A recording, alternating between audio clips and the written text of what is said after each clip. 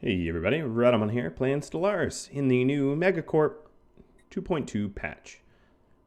In this Let's Play video, I'm also going to be going over all of the fundamentally new gameplay mechanics, so this can also serve as a bit of a tutorial. We're going to quickly create a mercantile, and by that I mean MegaCorp empire.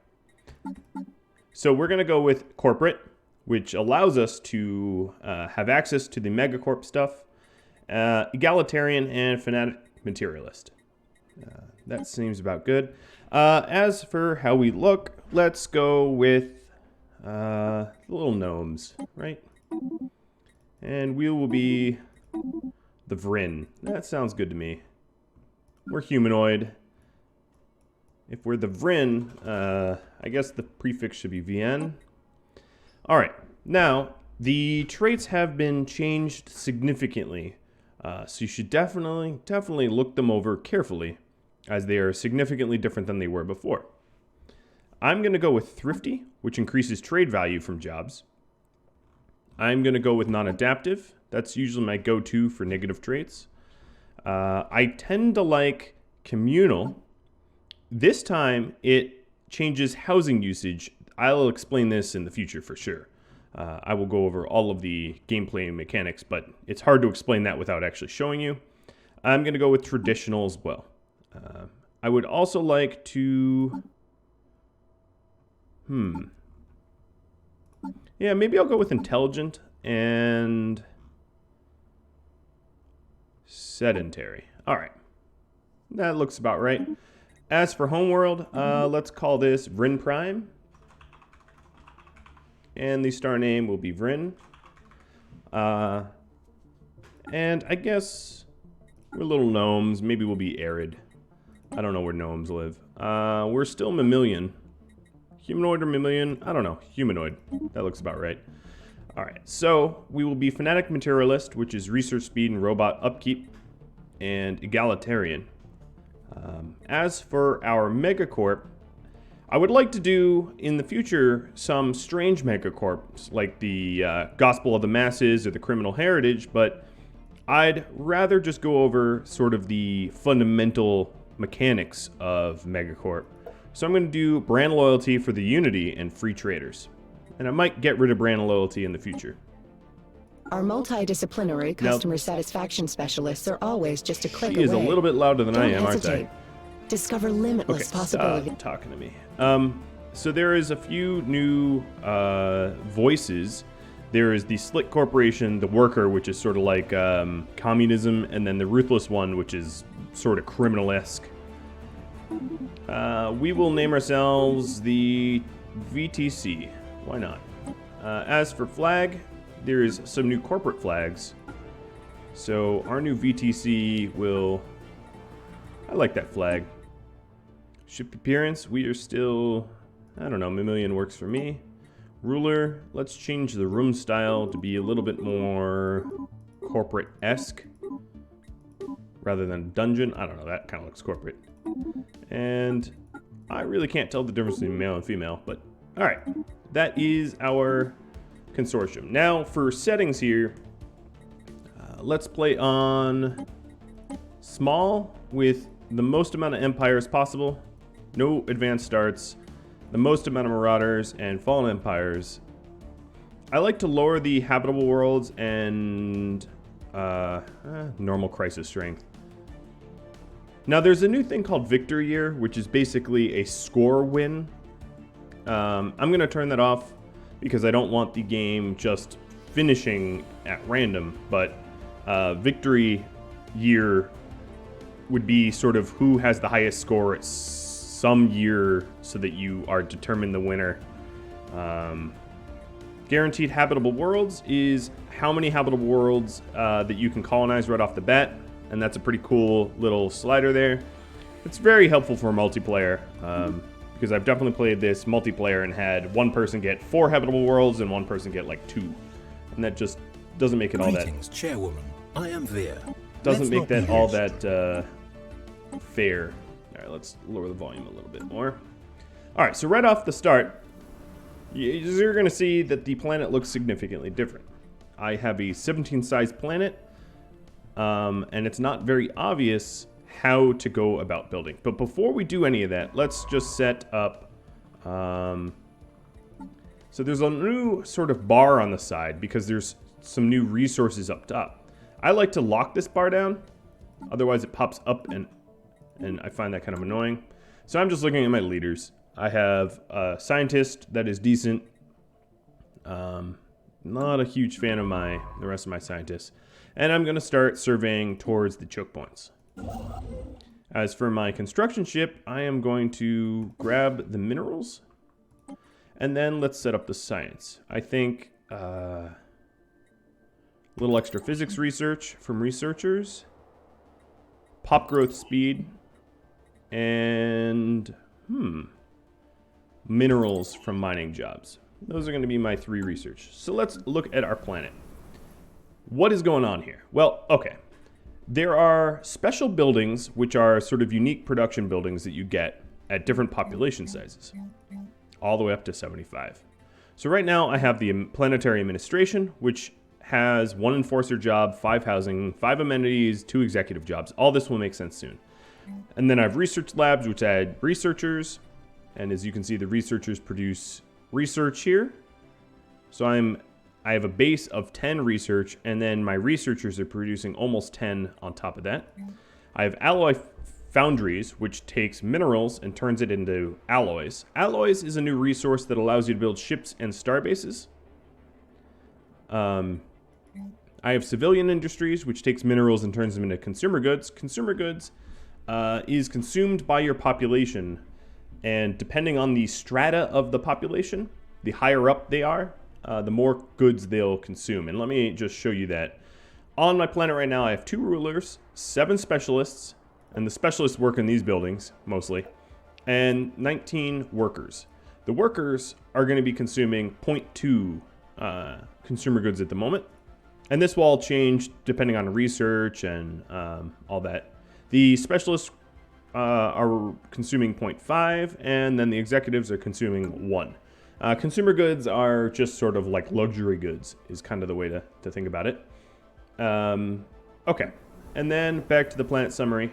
So what we have here is we can have up to 17 different districts.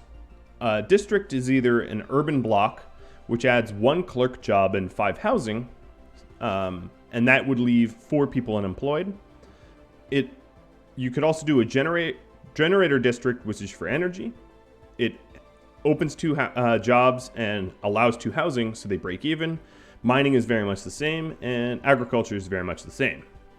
These are really good to use early on, and eventually you might want to either specialize. So if a planet, like my starter planet, obviously can have a lot of agriculture, if I wanted it to be a breadbasket planet, I could do that. Obviously, this is my empire capital, so probably not specialize in a rural sort of district. So when do you need to build additional stuff? All right, so let me go over that. Right now I have 28 people and 28 jobs. So if I get 1 more person on my planet, they'll be unemployed, which means that either I have to build one of these districts here if I want to employ them as technicians to produce energy, as miners to produce minerals, as farmers to produce food, or I can save up to build one of these specialty buildings to employ them. You don't really need to expand your city districts here until you don't have any housing left. So a lot of the times you're going to see that you're going to have building slots available or upgrades available, but unlike previous Stellaris, where you're kind of just like upgrading everything as much as you can just sort of sit on this. There's no need to rush it, believe it or not. So like right now, it wouldn't be a terrible idea to set up a building for additional jobs, but at the moment I don't have any unemployment. Unemployment causes crime, and crime causes instability, and stability is a way for you to get sort of bonuses. So right now I am 63% stable, which means I'm producing 7% more resources for the jobs that I'm doing, and I'm producing more trade value. Here is trade value. So what trade value does, And obviously that's affected by some of the Empire high stability and free traders. Free traders gives me an extra 10%. What trade value is let's say I find an asteroid that's very pretty and shiny, full of diamonds or whatever. That's going to add trade value to a system. And I can basically, let me turn off the music for now. I can basically mine that and send it back to my capital. Trade value always has to go back to your capital. And that initiates a new piracy mechanic. And I can explain this a lot better later on when we actually have some trade value and some trade. But at the moment, because I don't actually have, complete. Some additional buildings or additional sectors to show you what trade value looks like, it's going to be confusing. So, all right. So this is the same precursor chain as before. If you're new to Stellaris, this is a long scientist-based research chain that allows you to get some goodies at the end.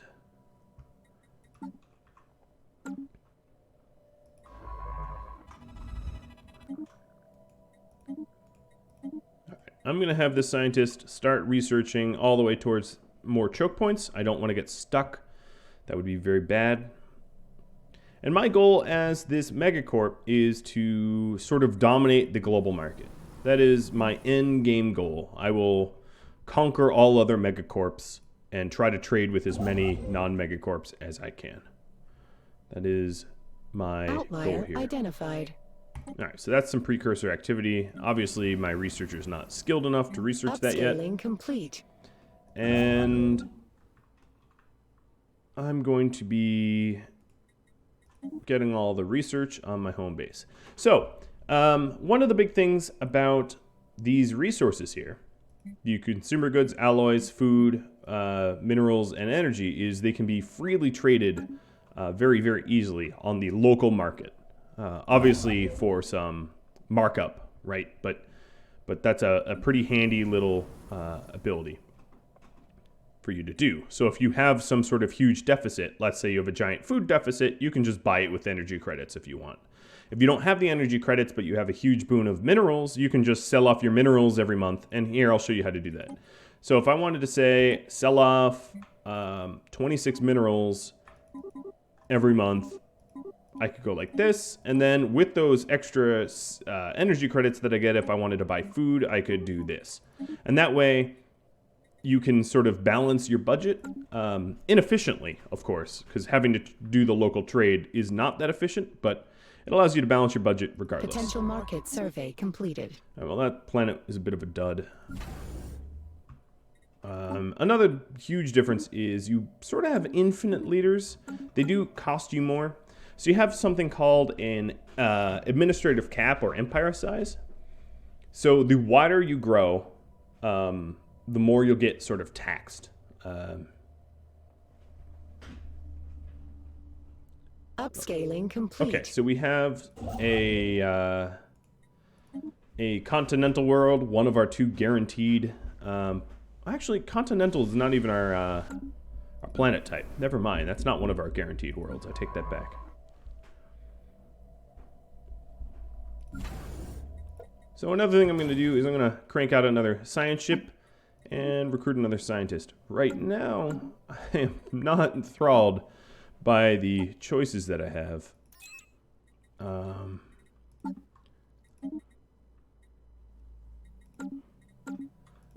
switch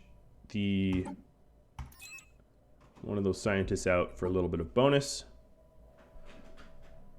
Okay, so they all have bonuses right now. The biology is researching biology. The computing is researching computing. So although they're not very versatile scientists, they'll make do for now. Upscaling complete. Actually, stay there. No, never mind. All right, upscaling complete. That would be my science ship. Throw my other scientist in it and start research or start surveying. Market outlier identified. My sort of backfield.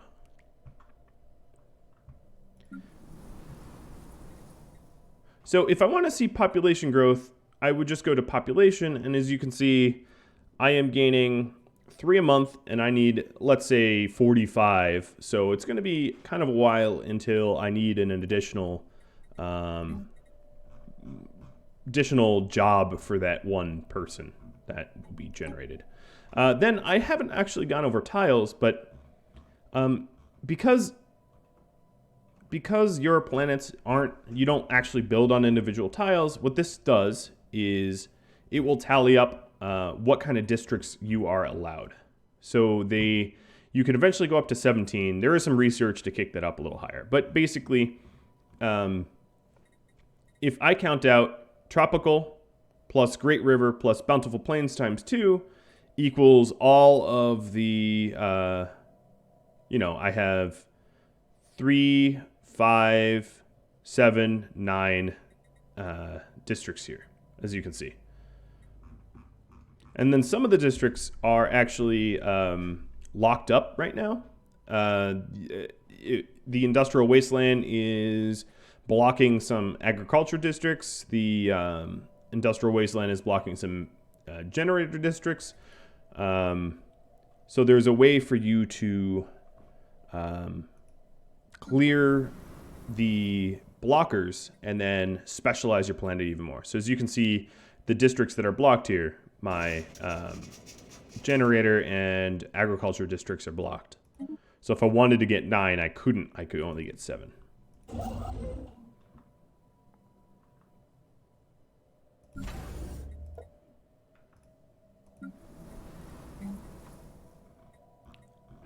So I think for my first research, I am Fanatic Science, so I think it's going to be probably another research lab. And we have our first tradition. I'm going to go with Discovery. In fact, no.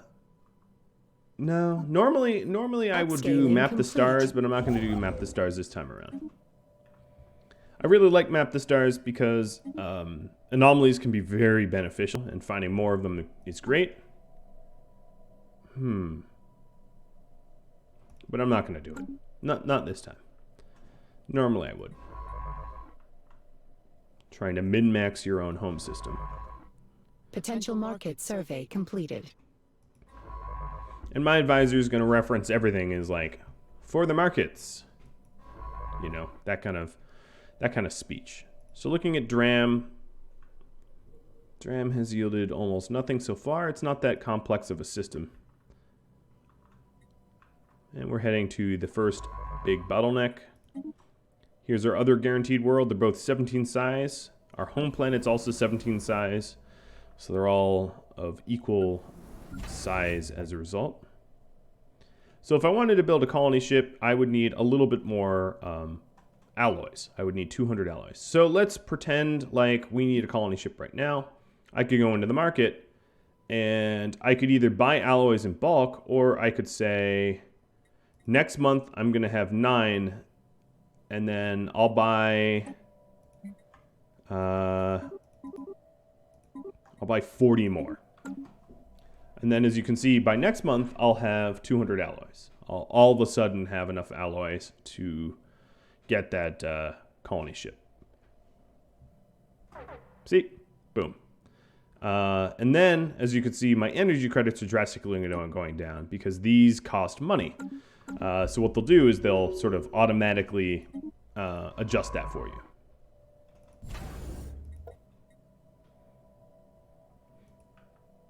So you're about to see the way that trade value is collected. So what trade value? What is trade value? Trade value is sort of like conceptual wealth.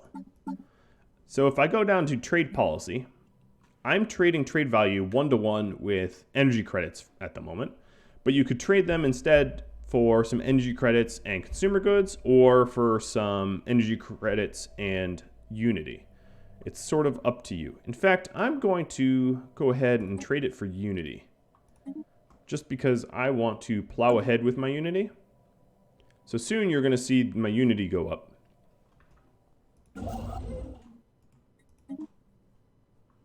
Upscaling complete. By next month, And as you can see, now trade is adding 6.69 unity per month. And as I expand my territory and colonize planets, this will go up even higher. Now I have one unemployed person on my planet, and I'm not making that many energy credits. So what I can do is I can build a generator district. And that's going to open up 2 housing and 2 energy producing jobs. So if I want to see this homeless or unemployed person here, they are right here. And as you can see, they're using the same amount of housing and amenities, but they are less happy than people that are employed. And they will eventually start producing crime because idle pawns that have no wealth have to resort to crime. Future market survey complete. All right. So now we've surveyed Dram. And I purchased those polymers, those alloys rather, for a colony ship. Because my next little project I'm going to do is to colonize Dram. Situation log revised. Now we're surveying. So if you look at these planets here, this one obviously can be a very big agricultural planet, and then it has something called a rare planetary feature, and this is a alien zoo, as you would remember from the previous game. And then this one doesn't have anything special, and it's very well rounded. It's 5 district sizes for each of the 3 industries. Whereas here, these are smaller, and then instead of being able to build 555, it's 446 and 1 extra city district. So this planet can become a little bit more urban, but all those things can sort of get wiggled. Then there's also the aphrodisiac here, which is going to cause some ethic deviance.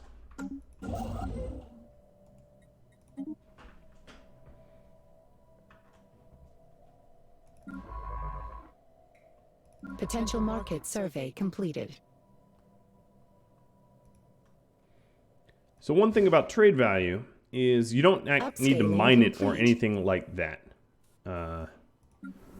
So I just finished my engineering, my generator district.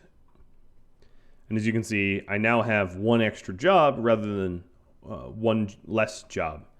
And by next month, you should see, yep, there we go, a little bit more boon in the energy credits, as my population that was previously unemployed is now a technician. And as you can see here, I have an empty technician slot.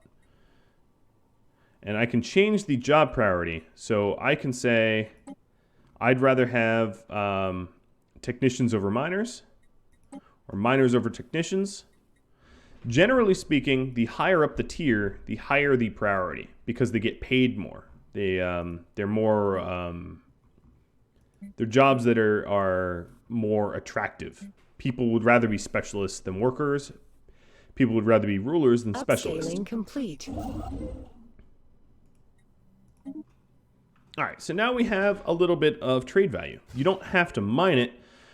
What ends up happening is your space stations utilize it. Right here, a trade hub. So what a trade hub does is it collects any trade value within a certain range, and these stack. So initially, with any sort of station, you're going to collect on your home system. And then with one trade hub, I can collect from Dram and Arcturus. 1 hop away, and I could max this out to have it be 6 hops if I wanted to. And now the way piracy works is now that there's trade value moving between Dram and Vrinn, there's the possibility of pirates wanting to move in.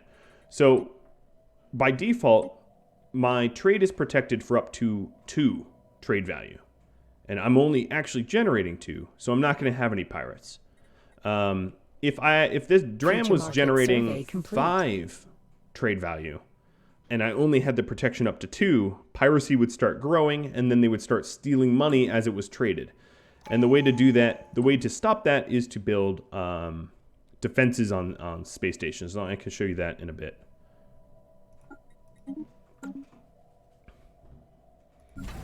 Because modules like gun battery offer trade protection and protection range. So now you're going to be building bastion stations to keep your pirates at bay, which is definitely significantly different than in past games. Upscaling complete. And I have my colony ship Upscaling complete. about to roll off the line, and we'll send the colony ship to Dram to colonize. And because I'm uncreative, I'm just going to call it Dram Prime. And then, of course, we're going to want to colonize Sabtrack. This Savannah world is pretty close if we can terraform it. Market outlier identified.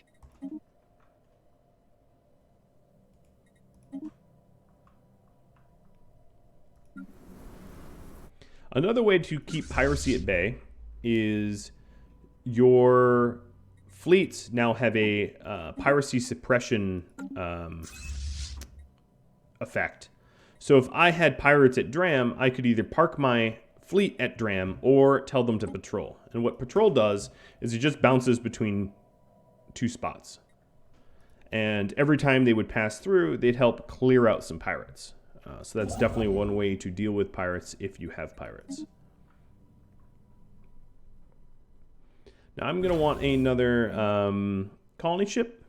So I have the food, I have the consumer goods, I don't have the alloys. So if I want the alloys, I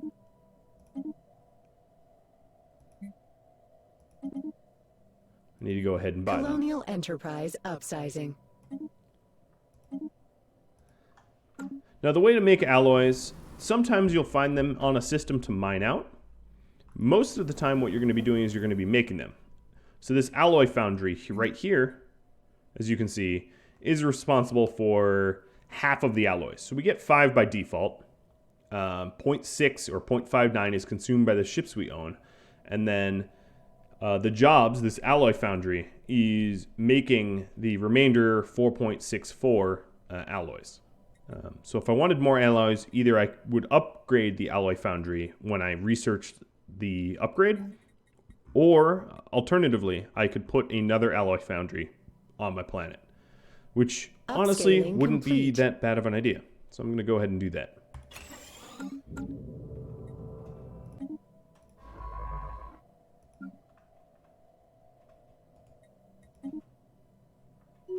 All right, so we have the pulsating stars anomaly. I'm not even sure where it went. It's kind of weird.